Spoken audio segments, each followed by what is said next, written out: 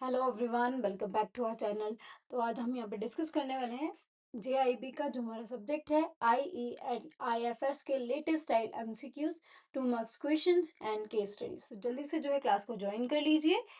Okay, तो first question क्या है वो हमारे पास यहाँ पे, which regulatory bodies guidelines must bank sponsored mutual fund comply with. ठीक है, कौन सा यहाँ पे रेगुलेटरी बॉडी है जिसकी गाइडेंस के अंडर यहाँ पे बैंक्स जो है वो स्पॉन्सर करते हैं म्यूचुअल फंड्स को कंप्लाइंग विद। ठीक है, पहला है आईआरडीए, दूसरा है सेबी, तीसरा है यहाँ पे आरबीआई एंड फोर्थ ऑप्शन है हमारे पास मिनिस्ट्री ऑफ फाइनेंस। तो क्या आंसर यहाँ पे रहने वाला है? तो जल्दी से हम यहाँ पे एक्सप्लेनेशन देख लेते हैं पहले। ये तो आईआरडीए जो है यहाँ पे वो रेगुलेट करता है इंश्योरेंस को, ना कि म्यूचुअल फंड को, क्योंकि ये क्या है, इंश्योरेंस रेगुलेटरी डेवलपमेंट अथॉरिटी है ये। ठीक है, तो ये इंश्योरेंस को ही रेगुलेट करती है, डेवलपमेंट करती है, म्यूचुअल फंड्स को नहीं। तो ये तो यहाँ पे हो गया रॉन्ग ऑप्शन। ठीक है, अब यहाँ पे बोला जा रहा है SEBI is designated regulatory for mutual fund in India. India में म्यूचुअल फंड को रेगुलेट करने वाली अथॉरिटी कौन सी है, रेगुलेटरी बॉडी कौन सी है, दैट इज सेबी। तो ये हमें ऑप्शन जो है वो करेक्ट लग रहा है, security exchange board of India. अब थर्ड हम बात करेंगे आरबीआई। आरबीआई जो है ग्रांट अप्रूव करती है but does not issue mutual fund operational guidelines. Mutual fund से रिलेटेड ऑपरेशनल गाइडलाइंस जो है वो आरबीआई नहीं देती है, वो सेबी यहाँ पे देता है।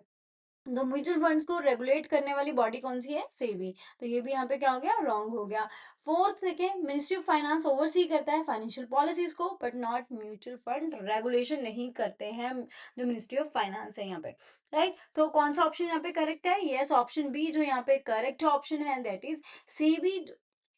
Security exchange board of India जो है यहाँ पे रेगुलेटरी बॉडी है जो गाइडलाइंस देती है bank must bank sponsored mutual fund complying with. Right, hope आपको कॉन्सेप्ट यहाँ पे क्लियर हो गया है। अगले क्वेश्चन की तरफ चलते हैं। अगला क्वेश्चन क्या कहता है, consider the following statements regarding entities regulated by RBI. अब आरबीआई के द्वारा कौन कौन सी एंटिटीज यहाँ पे रेगुलेट करी जाती हैं वो हमें बताना है। कौन सी स्टेटमेंट यहाँ पे करेक्ट बता रही है? पहला स्टेटमेंट यहाँ पे बोल रही है आरबीआई रेगुलेट करता है ऑल टाइप ऑफ एनबीएफसीज को, नॉन बैंकिंग फाइनेंशियल कंपनीज को, including Pir to Pir lending platforms को भी, जो पीर टू पीर यहाँ पे लैंडिंग करते हैं उनको भी यहाँ पे इंक्लूड करा जा रहा है इसमें। सेकेंड बोला जा रहा है आरबीआई सुपरवाइज करता है एक्सपोर्ट इंपोर्ट बैंक्स को, नबार्ड को, नेशनल हाउसिंग फाइनेंस, जो नेशनल हाउसिंग बैंक जो होते हैं, ठीक है, एसआईडीबीआईज जो हैं उनको सुपरवाइज करता है आरबीआई, रेगुलेट करता है यहाँ पे। या फिर RBI has exclusively supervisory power over all cooperative banks की, सारे कोऑपरेटिव बैंक्स को यहाँ पे आरबीआई क्या करता है, सुपरवाइज करता है। ठीक है, फोर्थ यहाँ पे बोला जा रहा है RBI regulate credit information companies, कि आरबीआई जो है रेगुलेट करता है सीआईसीज को, जो क्रेडिट इंफॉर्मेशन कंपनीज है जो सिबिल स्कोर देती है यहाँ पे। राइट, तो हमें यहाँ पे ऑप्शन देख लेते हैं, ऑप्शन कौन कौन से हैं। पहला है first false, second true, third true, फिर फॉल्स, फिर ट्रू, या फिर सारे ही ट्रू होंगे यहाँ पे, या फिर फॉल्स फॉल्स ट्रू ट्रू, या फिर false true false true. Right, तो क्या ऑप्शन यहाँ पे रहने वाला है, एक बार एक्सप्लेनेशन देख लेते हैं। ओके, तो फर्स्ट कहता है आरबीआई जो है रेगुलेट करता है सर्टेन एनबीएफसीज को including P to P platform but not all NBFCs. But यहाँ पे बोला जा रहा था सारे टाइप की एनबीएफसीज को, तो यहाँ पे बोला जा रहा है कि कुछ एनबीएफसीज को यहाँ पे रेगुलेट करता है आरबीआई, जिसमें पीर टू पीर लेंडिंग प्लेटफॉर्म भी इन्वॉल्व है, बट सब तरह के एनबीएफसीज को यहाँ पे नहीं रेगुलेट करा जाता है आरबीआई के द्वारा। तो ये यहाँ पे क्या हो गई, फॉल्स हो गई स्टेटमेंट। देन आरबीआई सुपरवाइज करता है ऑल इंडिया फाइनेंशियल इंस्टीट्यूशंस को, तो जो भी ऐसे एक्सपोर्ट इंपोर्ट बैंक्स है, नबार्ड है, नेशनल जो यहाँ पे हाउसिंग बैंक्स हैं, एसआईडीबीज हैं, इन सबको यहाँ पे रेगुलेट करता है। यस, तो ये करेक्ट है यहाँ पे। अब कहते हैं यहाँ पे आरबीआई जो है एक्सक्लूसिवली सुपरवाइज करता है power over the cooperative banks. तो ये यहाँ पे रॉन्ग है। क्यों रॉन्ग है? क्योंकि नबार्ड सुपरवाइजरी पावर है। देखो, रेगुलेट यहाँ पे अगर हम बात करें ना, rural and regulation policy, rural regulation जो है वो आरबीआई ही बनाता है, पर सुपरवाइजरी पावर जो है यहाँ पे कोऑपरेटिव बैंक्स की, रीजनल रूरल बैंक्स की, वो किसके पास है, वो नबार्ड के पास है, ठीक है। नबार्ड इनको सुपरवाइज करता है, मॉनिटर करता है, राइट। तो ये यहाँ पे क्या हो गया, रॉन्ग होगी स्टेटमेंट। अब सीआईसीज जो है आर रेगुलेटेड बाय आरबी, तो ये यहाँ पे करेक्ट है स्टेटमेंट, राइट। तो इस एनालिसिस के बिहाफ पे कौन सा ऑप्शन यहाँ पे आपको करेक्ट लग रहा है, यस जल्दी से आंसर कर दीजिए। क्या आंसर यहाँ पे रहेगा, यस ऑप्शन डी जो यहाँ पे करेक्ट ऑप्शन है। First false, second true, third false and fourth यहाँ पे ट्रू ऑप्शन है, राइट। होप आपको कॉन्सेप्ट क्लियर हो गया है। तो अगले क्वेश्चन की तरफ चलते हैं। ओके, तो अगला क्वेश्चन क्या कह रहा है यहाँ पे, what are two types of secondary market and how do they differ. कहता है कौन सी दो तरह की सेकेंडरी मार्केट्स होती हैं और वो कैसे डिफरेंट है, वो हमें बताना है। पहला यहाँ पे बोला जा रहा है प्राइमरी एंड सेकेंडरी मार्केट, जैसे कि स्टॉक एक्सचेंजेस हैं, ठीक है, एंड डीलर मार्केट जैसे कि ओवर द काउंटर है, ठीक है, ओवर द काउंटर एक्सचेंज जो यहाँ पे होती हैं एक्सचेंजेस। जहाँ फिर बोला जा रहा है कि auction market example stock exchanges में, एंड डीलर मार्केट जैसे कि ओवर द काउंटर है, ठीक है। इक्विटी एंड डेट मार्केट हो गया, पब्लिक एंड प्राइवेट मार्केट हो गया। तो हमें यहाँ पे बताना है इनमें से कौन सी जो है वो to types of secondary market हैं, ठीक है। तो जल्दी से हम यहाँ पे एक्सप्लेनेशन देख लेते हैं। Explanation, give me a second. Explanation क्या कह रही है, not type of secondary market, तो प्राइमरी मार्केट, सेकेंडरी मार्केट, ये अगर यहाँ पे प्राइमरी मार्केट इंक्लूड हो रही है तो वो सेकेंडरी मार्केट्स कैसे हो सकती हैं दोनों, ठीक है। तो ये यहाँ पे क्या हो जाएगा, रॉन्ग हो जाएगा। अब कहता है ऑक्शन मार्केट है, क्योंकि ऑलरेडी वो चीज हो चुकी है, उसको ऑक्शन करा जा रहा है यहाँ पे, तो ये सेकेंडरी मार्केट में हो रहा है, ठीक है। एंड डीलर मार्केट है जैसे ओवर द काउंटर, वो भी सेकेंडरी मार्केट होती है यहाँ पे। तो ये ऑप्शन यहाँ पे करेक्ट लग रहा है कि दो तरह की जो सेकेंडरी मार्केट क्या है, auction market and dealer market, ठीक है। अगर हम इक्विटी एंड डेट की बात करें तो ये इंस्ट्रूमेंट्स हैं, ठीक है, इंस्ट्रूमेंट टाइप्स हैं, ना कि यहाँ पे मार्केट टाइप्स हैं। तो ये यहाँ पे क्या हो गया, रॉन्ग हो गया।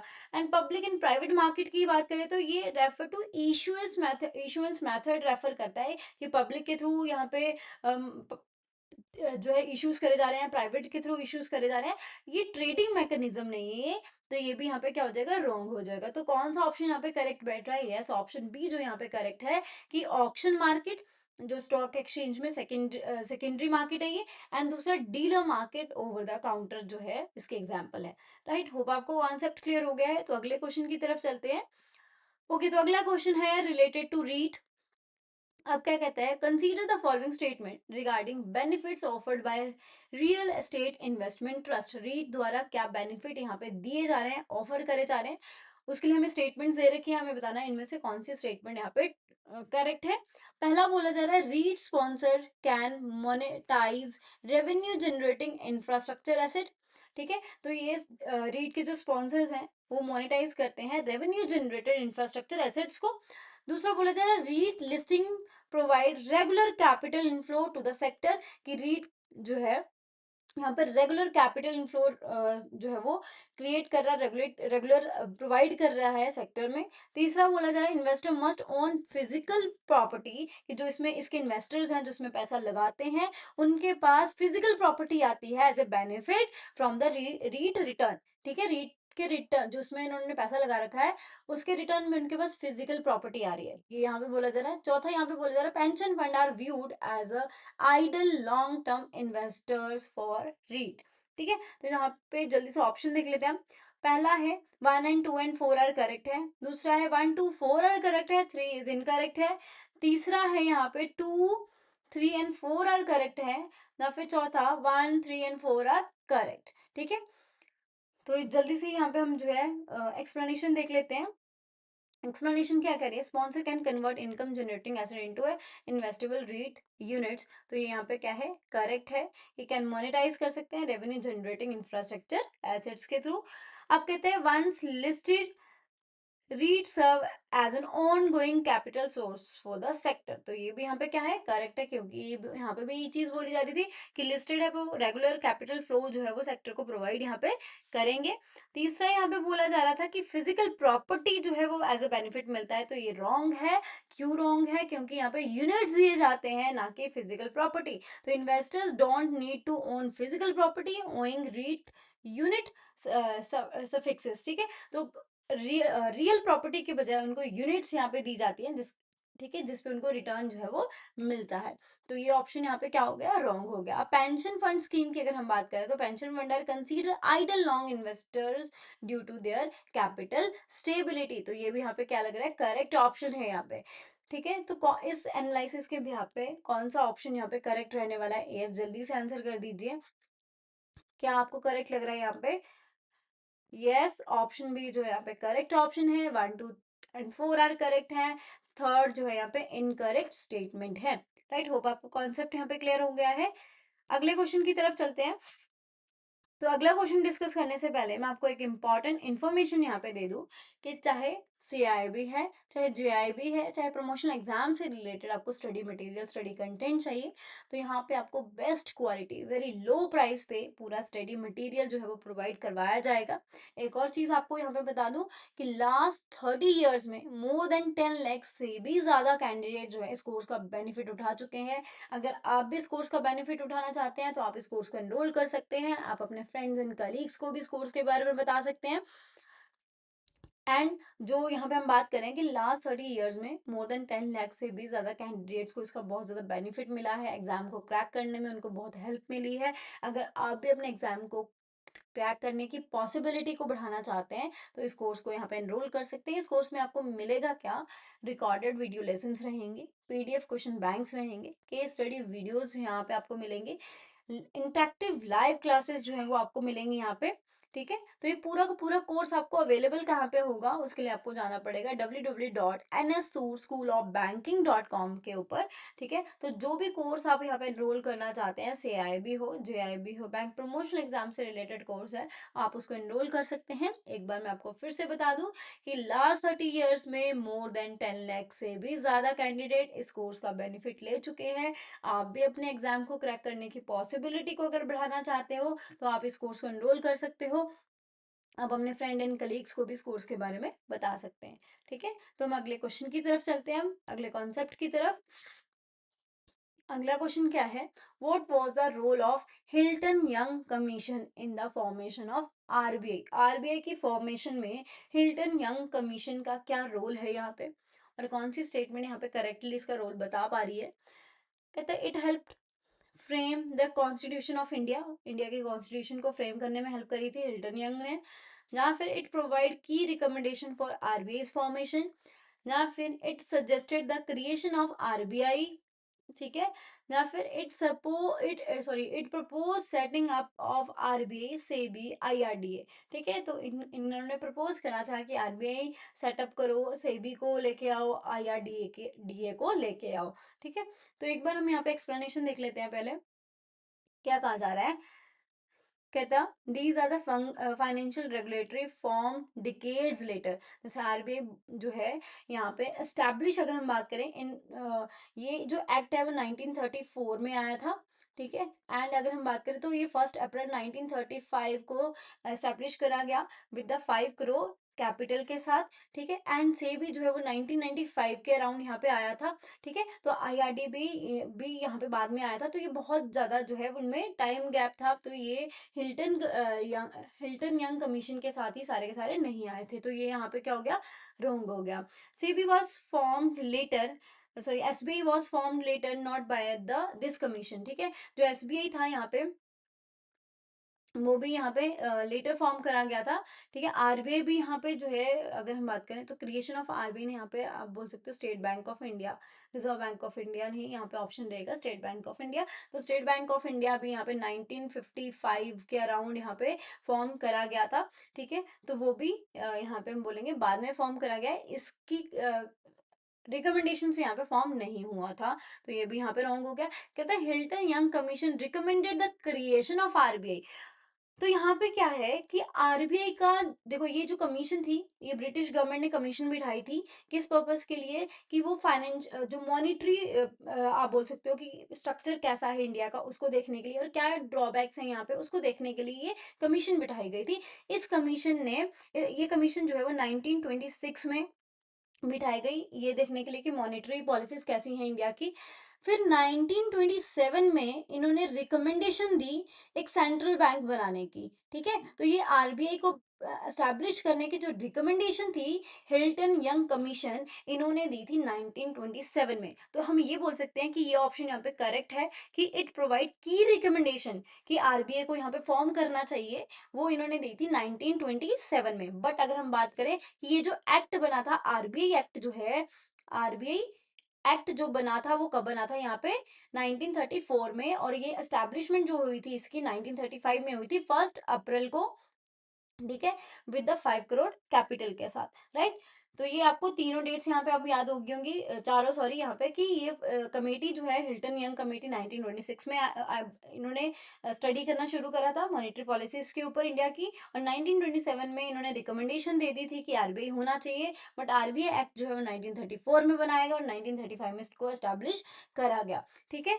तो ये यहाँ पे करेक्ट ऑप्शन है। अगर हम यहाँ पे बात करें कॉन्स्टिट्यूशन की, तो ये कॉन्स्टिट्यूशन नहीं बनाया है इन्होंने, ठीक है, कोई रोल नहीं है इनका कॉन्स्टिट्यूशन में, ठीक है। तो यहाँ पे ऑप्शन कौन सा करेक्ट है? यस, ऑप्शन बी जो यहाँ पे करेक्ट ऑप्शन है, राइट। तो नेक्स्ट क्वेश्चन की तरफ चलते हैं। नेक्स्ट क्वेश्चन क्या कहता है अब, what is the cap on combined holding of a bank and its associates in a non financial services company? ठीक है। तो यहाँ पे पूछ बोला जा रहा है कि क्या कैप है कि combined holding of A bank and जो भी बैंक है और उसके एसोसिएट्स हैं वो कितना यहाँ पे इन्वेस्ट कर सकते हैं, कितना जो है कैपिटल यहाँ पे उसका सीलिंग क्या है जो इन्वेस्ट कर सकते हैं यहाँ पे नॉन फाइनेंशियल सर्विसेज कंपनी में। कंबाइंड होल्डिंग उनकी क्या होनी चाहिए यहाँ पे? ऑप्शंस है यहाँ पे हमारे पास। पहला ऑप्शन है not more than 10% of the investee's paid up capital. दूसरा है not more than 20% of the investee's paid up share capital. Third है not more than 30% of the bank's net worth. Fourth है not more than 15% of the investee's net worth. ठीक है, तो explanation देख लेते हैं यहाँ पे। कहता है 10% applies to individual bank holding. तो ये इंडिविजुअल बैंक होल्डिंग के लिए होता है 10%, ठीक है, नॉट मोर देन 10%। तो ये इसके लिए रॉन्ग हो जाएगा क्योंकि यहाँ पे हम बात करें combined holdings of the bank and it's associates, bank और उसके एसोसिएट्स का मिलके यहाँ पे कितना शेयर होना चाहिए वो बोला जा रहा है। तो ये अगर 10% की अगर हम बात करें तो इंडिविजुअल बैंक्स की होल्डिंग होनी चाहिए 10% of the investors paid up यहाँ पे कैपिटल, नॉट कंबाइंड की, ठीक है। तो कंबाइंड की अगर हम बात करें, combined holding cap is 20% of the investors paid up capital. तो यहाँ पे 20% जो है वो करेक्ट लग रहा है हमें, करेक्ट ऑप्शन है। तो 30% जो है यहाँ पे net worth is not the reference matrix. तो नेटवर्थ बोला जा रहा था, वो यहाँ पे रेफरेंस मैट्रिक्स है ही नहीं। इन्वेस्टर्स पेड अप कैपिटल की बात करी जा रही है, शेयर कैपिटल की, तो ये रॉन्ग हो गया यहाँ पे। 15% जो है यहाँ पे not use as this ceiling, तो 15% नहीं है, हमने बात कर ली। 20% जो है यहाँ पे यूज करा जाता है। तो यहाँ पे ऑप्शन क्या रहेगा? ऑप्शन बी जो है वो करेक्ट रहेगा, not more than 20% of the investee's paid up share capital, right. Hope आपको कॉन्सेप्ट क्लियर है यहाँ पे। तो अगले क्वेश्चन की तरफ चलते हैं। अब अगला क्वेश्चन जो है वो मैच द फॉलोइंग है।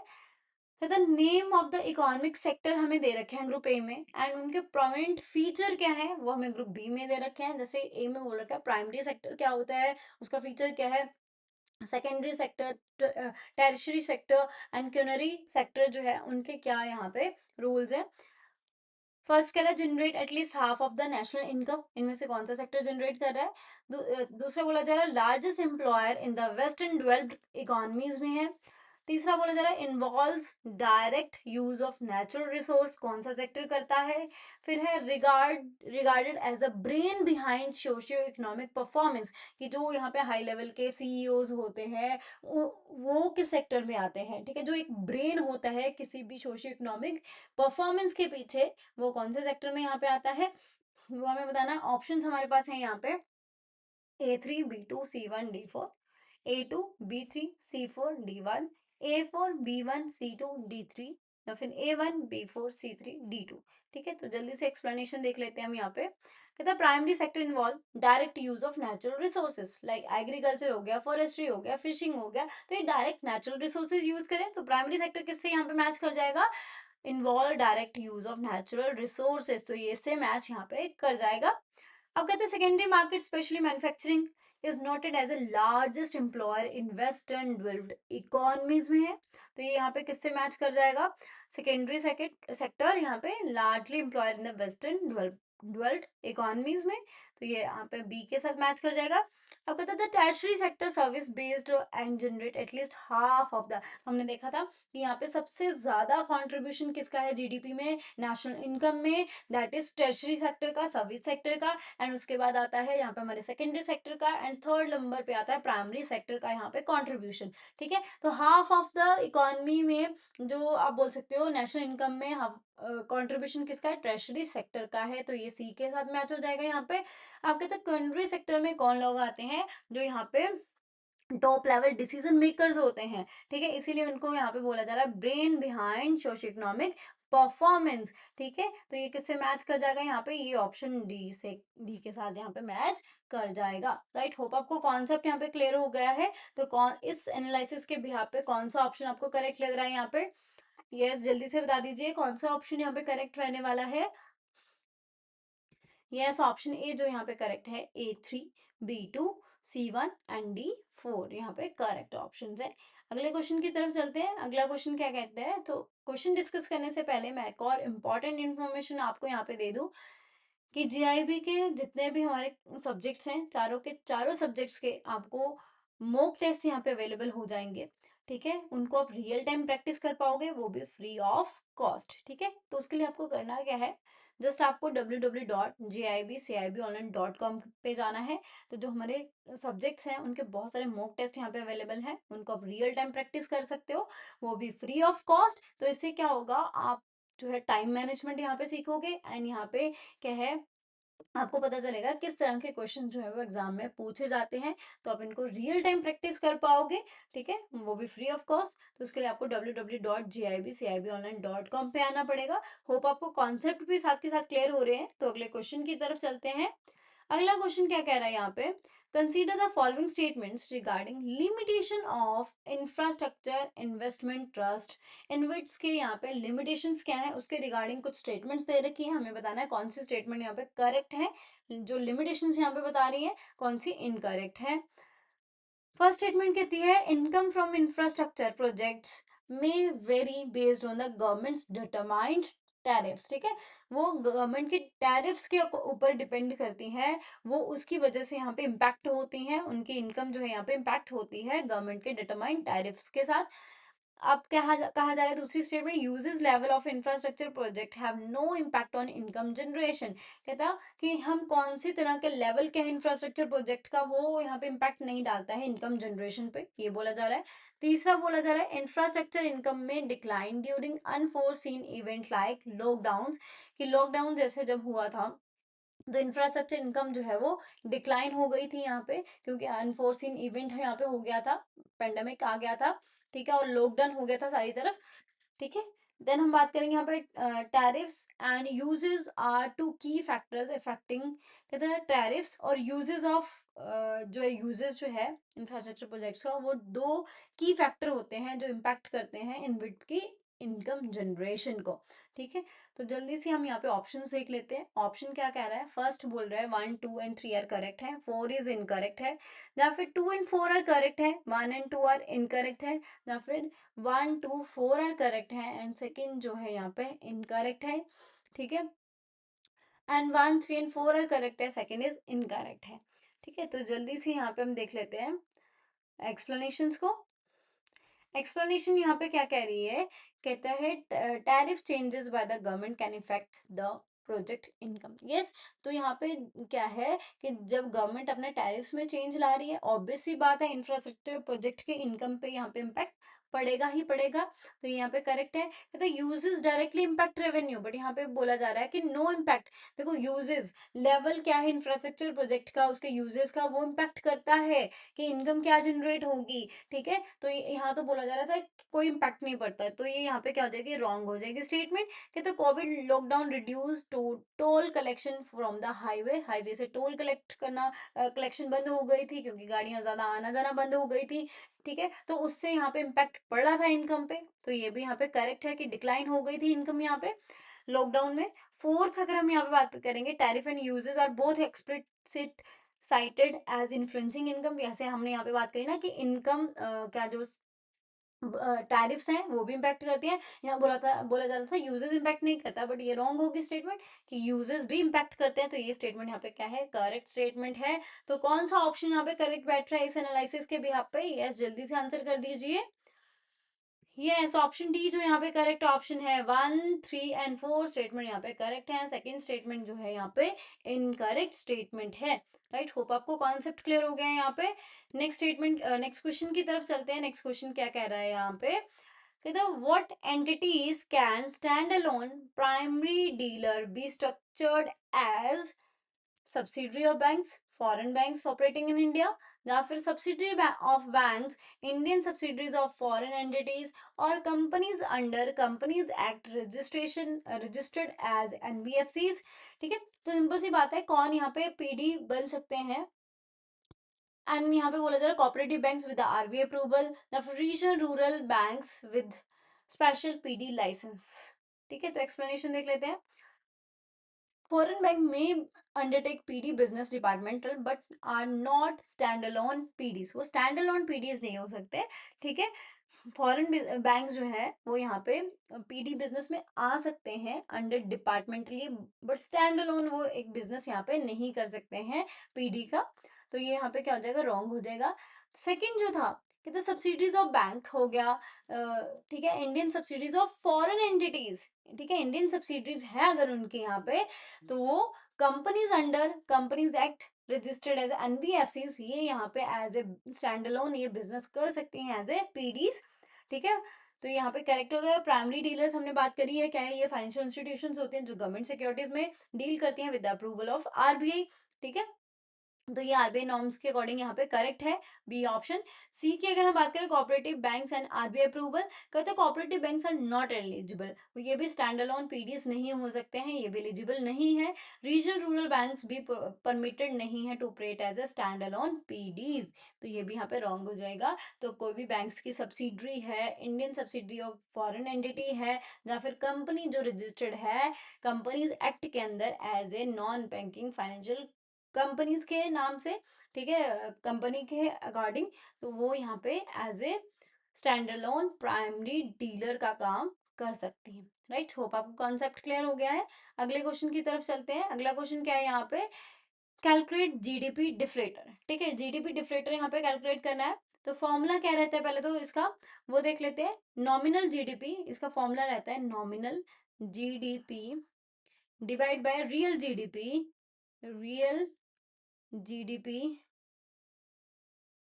इंटू 100, ये इसका फॉर्मूला रहता है। राइट, अब हम देख लेते हैं हमें दिया क्या क्या गया है। कहते हैं GDP of a country includes contribution from agriculture, manufacturing and services. कहते जीडीपी हमारी जो है वो क्या होती है, जो तीनों का कंट्रीब्यूशन होती है, primary secondary and tertiary sectors की। ठीक है, जिसमें हम बात करेंगे एग्रीकल्चर से हो गया, मैन्युफैक्चरिंग से हो गया, सर्विस सेक्टर से हो गया। वो हमें दे रखा है नॉमिनल जीडीपी दे रखा है 275 लाख करोड़ का, एंड रियल जीडीपी दे रखा है 250 लाख करोड़ का। कहता है the country also reported the FDI flow inflow जो है, फॉरेन डायरेक्ट इन्वेस्टमेंट हुई है, दैट इज 28 लाख करोड़ के, एंड एक्सपोर्ट्स हैं यहाँ पे 36 लाख करोड़ के ड्यूरिंग द सेम ईयर। अब हमें जीडीपी डिफ्लेटर पता करना, तो फॉर्मूला हमारे पास क्या है, ये रहता है। तो ऑप्शन देख लेते हैं एक बार। ऑप्शन है ए 108.5, दूसरा है 110.10, तो तीसरा है यहाँ पे 112.3, यहाँ पे डी है 1.0 सॉरी 107.5। तो इसको हम कैलकुलेशन कर लेते हैं। अब हमारे पास नॉमिनल जीडीपी कितनी है, दैट इज 275 लाख करोड़ की, डिवाइड बाय 250, ठीक है, इंटू 100। ठीक है, अब इसको आप कैलकुलेट कर लीजिए, क्या वैल्यू आने वाली है आपके पास। यस, जब आप इसको कैलकुलेट कर लोगे क्या वैल्यू आ जाएगी, 110 जो है यहाँ पे आपके पास वैल्यू आने वाली है। So that means option B जो है यहाँ पे करेक्ट ऑप्शन है। ठीक है, होप आपको कॉन्सेप्ट क्लियर हो गया है कि हमें यहाँ पे फॉर्मूला क्या था और हमने कौन सी वैल्यूज यहाँ पे पुट करके चलनी है। राइट, तो नेक्स्ट कॉन्सेप्ट की तरफ चलते हैं। नेक्स्ट क्वेश्चन क्या कहता है यहाँ पे, अब हमारे पास under what condition can a bank undertake investment advisory service. ठीक है, किन कंडीशन में यहाँ पे जो है बैंक अंडरटेक करता है इन्वेस्टमेंट एडवाइजरी सर्विसेज को। पहला है दो any of its branches with RBI approval होनी चाहिए। दूसरा, दो अ सेपरेट और existing subsidiary with the pure approval, ठीक है, आरबीआई से पहले ही अप्रूवल लेना है, ठीक है। एक सेपरेट और एग्जिस्टिंग सब्सिडरी होनी चाहिए जो यहाँ पे अप्रूवल ले चुकी है फ्रॉम द आरबीआई। दो, a joint venture with the mutual fund होना चाहिए, या फिर दो इट्स अ ट्रेजरी डिपार्टमेंट। ठीक है, एक्सप्लेनेशन देख लेते हैं यहाँ पे। कहता है IAS can't be offer through branches, branches के थ्रू वो ऑफर नहीं करी जाती है यहाँ पे इन्वेस्टमेंट एडवाइजरी सर्विसेज। ठीक है, बैंक जो भी इन्वेस्टमेंट एडवाइजरी सर्विसेज प्रोवाइड करवाता है वो ब्रांचेस के थ्रू नहीं करी जाती है। कहता दो separate existing subsidiary with prior approval, यहाँ पे कहता है IAS must be undertaken by subsidiary with the prior approval. तो ये यहाँ पे करेक्ट है कि इसके लिए सब्सिडरी रहती है बैंक की जो कि अप्रूवल के साथ बनाई जाती है आरबीआई के, आरबीआई से प्रियर अप्रूवल होता है उसको कि वो यहाँ पे इन्वेस्टमेंट एडवाइजरी सर्विसेज दे सकती हैं। ठीक है, तो ये यहाँ पे करेक्ट लग रहा है हमें ऑप्शन। थर्ड कहते हैं joint venture are not specified for AIS, AIS के लिए यहाँ पे ज्वाइंट वेंचर नहीं उनको अप्रूवल मिलता है, यहाँ पे स्पेसिफाइड नहीं है। देन हम बात करेंगे D, the treasury departments are not permitted, तो ट्रेजरी डिपार्टमेंट्स भी यहाँ पे परमिटेड नहीं है। तो कौन सा ऑप्शन यहाँ पे करेक्ट बैठ रहा है? यस, ऑप्शन बी जो यहाँ पे करेक्ट है, दो अ सेपरेट और existing subsidiary with prior approval, वो यहाँ पे इन्वेस्टमेंट एडवाइजरी फंक्शन को परफॉर्म कर सकते हैं। राइट, होप आपको कॉन्सेप्ट क्लियर हो गया है। अगले क्वेश्चन की तरफ चलते हैं। अगला क्वेश्चन यहाँ पे क्या कह रहा है, determine whether the following statement are true और फॉल्स। हमें बताना है यहाँ पे जो स्टेटमेंट्स दे रखी है कौन सी स्टेटमेंट ट्रू है, कौन सी स्टेटमेंट यहाँ पे फॉल्स है। पहला बोला जा रहा था system of national account provide a framework for economic data collection and presentation. ऐसा नहीं क्या करता है, फ्रेमवर्क देता है इकोनॉमिक डेटा को कैसे कलेक्ट करना है और उसको कैसे प्रेजेंट करना है। दूसरा बोला जा रहा है कि इसका जो फर्स्ट वर्जन आया था एसएनए का वो आया था 2008 में। तीसरा बोला जा रहा है नेशनल अकाउंट्स स्टैटिस्टिक्स जो है are prepared by UN member nation in accordance with the SNA framework, SNA framework से ही यहाँ पे बनाया जाता है। ठीक है, चौथा बोला जा रहा था base year revision ensure that macro economic indicator जो है वो रिमेन रेलेवेंट हो एंड रिफ्लेक्ट करते हो स्ट्रक्चरल चेंज, कि स्ट्रक्चर में क्या चेंज यहाँ पे आ रहा है। तो जल्दी से हम ऑप्शंस देख लेते हैं। पहला है वन ट्रू, ए में बोलेंगे ट्रू फॉल्स ट्रू ट्रू। दूसरा है ट्रू ट्रू फॉल्स ट्रू। तीसरा है फॉल्स ट्रू ट्रू फॉल्स, या फिर fourth true false false true. ठीक है, एक्सप्लेनेशन देख लेते हैं जल्दी से। यहाँ पे कहता था system of national accounts provide a coherent framework for the economic data collection and presentation. तो ये यहाँ पे करेक्ट है कि ये एक फ्रेमवर्क देता है इकोनॉमिक डेटा को कैसे कलेक्ट करना और उसको प्रेजेंट कैसे करना है। 2008 में अगर हम बात करें तो ये फर्स्ट वर्जन नहीं है क्योंकि ये अपडेट वर्जन है 1993 एसएनए का। तो ये फर्स्ट यहाँ पे 2008 फर्स्ट वर्जन नहीं है, 1993 में इसका फर्स्ट वर्जन आया था, उसी का अपडेट वर्जन है ये। ठीक है, फिर हम बात करेंगे तो ये रॉन्ग हो गए यहाँ पे। ठीक है, अब हम यहाँ पे बात करने वाले हैं जिसमें हम बोलेंगे नेशनल अकाउंट स्टैटिस्टिक्स जो है are prepared by UN member nation in accordance with the SNA. तो ये भी यहाँ पे क्या है, करेक्ट है, यहाँ पे भी ये चीज बोली जा रही थी। नेक्स्ट बोला जाता है base year revision ensure macro economic indicator remain relevant. तो ये भी यहाँ पे करेक्ट है, यहाँ पे भी बोला जा रहा था रिमेन रेलिवेंट एंड रिफ्लेक्ट करे स्ट्रक्चरल चेंज को। राइट, तो यहाँ पे सारे ऑप्शन यहाँ पे ट्रू है एक्सेप्ट यहाँ पे सेकंड को। तो कौन सा ऑप्शन यहाँ पे करेक्ट बैठ रहा है इस एनालिसिस के अकॉर्डिंग यहाँ पे? यस, क्या कौन सा ऑप्शन यहाँ पे करेक्ट बैठेगा?